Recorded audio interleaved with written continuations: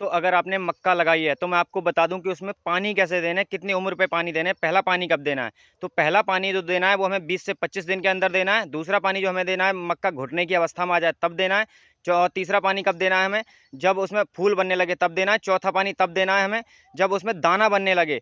और 3 से 4 से 5 पानी हमें उसमें लगाने हैं। और ध्यान रहे, पानी जब भी लगाओ तो ज़्यादा पानी भर के खड़ा ना हो। और पहला पानी लगाते हुए इस तरह के ना, ये जो जो बाल होती है ना इस तरह की पीली हो जाती है, तो बिल्कुल भी घबराना मत। क्योंकि जब गर्मी में पहला जो पानी लगता है वो काफ़ी सुखाने के बाद लगता है। तो उसके बाद क्या होता है, उसके बाद ये जो ऊपर की जो पत्ती होती है ना वो जलने लगती है। तो इसकी बिल्कुल भी चिंता ना करें। अगर ऐसी पत्ती पानी लगाने के बाद होती है तो कोई बात नहीं, हो जाने दें। अब देखो इसमें ना पहला पानी लगा है और आप देखो इसका, मैं आपको दिखाता हूँ इसका तना देखो कितना मोटा हो चुका है, देखो। अब अगर इस पे एक एक एक वो यहाँ पे आएगा भुट्टा, एक यहाँ पे आएगा, और अभी ये ऊपर निकलेगी तो ये एक यहाँ पे आएगा, तो लगभग इसमें 2 3 से 4 भुट्टे आएंगे, नहीं तो 3 भुट्टे तो कंफर्म इसमें आएंगे ही आएंगे। तो सबसे ज़रूरी होती है कि हमें मक्का की सिंचाई कैसे करनी है। देखो सिंचाई करने के लिए जब भी आप छोटी छोटी डोरें डालो, देखो ये डोर पड़ी हुई है, आप देखो ये है ना।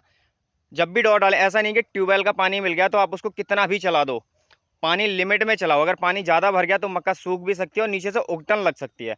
अब दूसरा पानी जो मैंने आपको बताया, घुटने की अवस्था, घुटने की अवस्था क्या होती है, अभी ये बचपन में है पेड़, है ना। अभी ये पेड़ बचपन में है हमारा।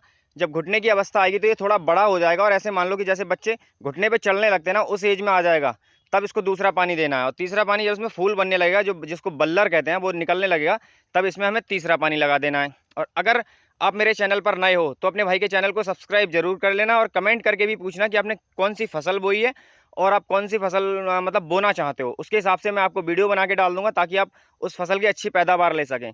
अगर आप इस तरह से चीज़ों को करोगे मक्का में तो आप देखोगे कि आपकी मक्का 20 से 30 कुंटल हेक्टेयर की पैदावार भी दे सकती है। और अगर आपने थोड़ा अच्छे से पाल लिया, इसको पानी वानी का ध्यान रखा, खरपतवार का ध्यान रखा, हमेशा याद रखो मक्का में घास के लिए ज़्यादा दवाई का इस्तेमाल मत करो, क्योंकि दवाई का इस्तेमाल करने से इसके तने कमज़ोर हो जाते हैं।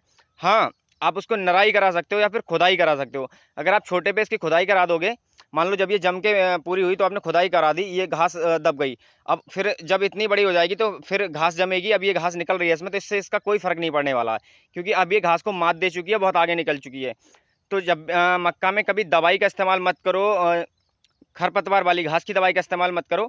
मक्का में हमेशा सोचो कि या तो नराई लगवा दो, नहीं तो खुदाई लगवा दो। खुदाई सबसे बेस्ट ऑप्शन होता है मक्का के लिए, क्योंकि खुदाई में जो नीचे की मिट्टी होती है ना, वो मतलब एक बार ऊपर आती है और फिर ऊपर की मिट्टी नीचे जाती है। तो इससे क्या होता है कि जो उसका बीच का हिस्सा रहता है, जैसे ये वाला जो हिस्सा है, इसमें जो नमी बनी रहती है हमेशा, और मक्का को यही चाहिए होता है। तो हमेशा याद रखना, मक्का की अगर अच्छी पैदावार लेनी है तो जो मैंने रूल्स बताए उनको फॉलो करना, और भाई की वीडियो को लाइक कर देना और चैनल को सब्सक्राइब जरूर कर लेना।